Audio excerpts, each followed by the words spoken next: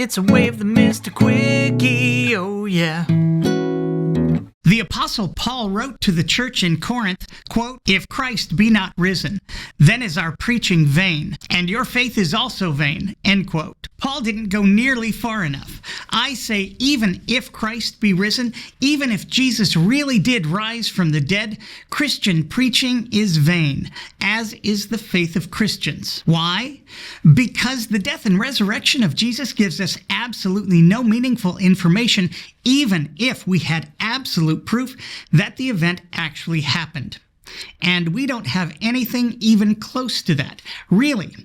Think about it for a minute in the context of what we can know about the event itself. If we had absolute proof that Jesus physically died and rose from the dead, what would we know based on that fact? Would we know, for instance, that Jesus is God?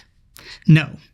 There's nothing about the resurrection of Jesus which demonstrates his divinity, not without knowing how Jesus was risen from the dead and by whom. Would we know that the teachings of Jesus were correct and or valuable, or that they'd been transmitted correctly through a network of people who told other people, who told other people, who told other people, etc., who finally told someone who wrote down what they were told? No. Even among the people who believe that Jesus physically died and rose from the dead, many either reject his teachings outright, especially his ideas about caring for the poor, or his instructions to sell all of one's goods and give the money to those less fortunate, or they disagree on the more theological end, maybe about the reality of hell or the doctrine of the Trinity. Would we know that Jesus was resurrected to a state of immortality? No. Jesus could have been resurrected and died again later, and for good.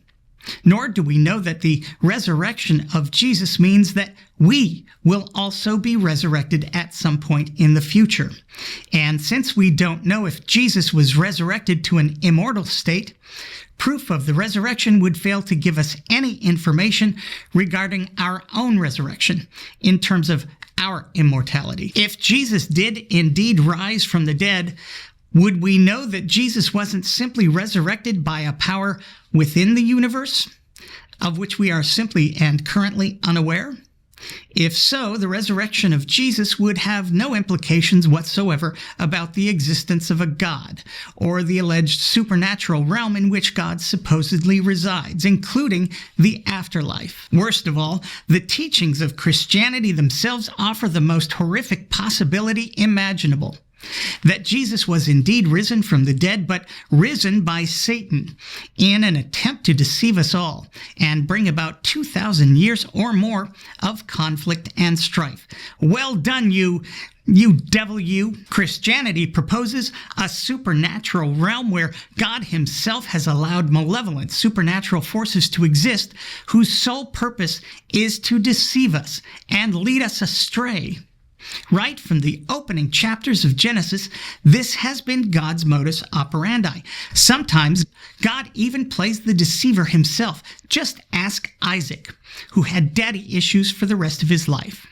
Even worse, God has left us without any reliable means to tell the difference. There is literally nothing to be learned, nothing reliable from the fact of a risen Jesus, even if Jesus actually rose from the dead. Everything believers believe about that alleged event and what it means is pure speculation, driven by nothing more than sheer want and wishful thinking. Just another product of our existential angst and the mere narcissism of our imagined self-importance. Oh, and happy Easter to all my Christian friends. Once again, I'm me. Thanks for watching.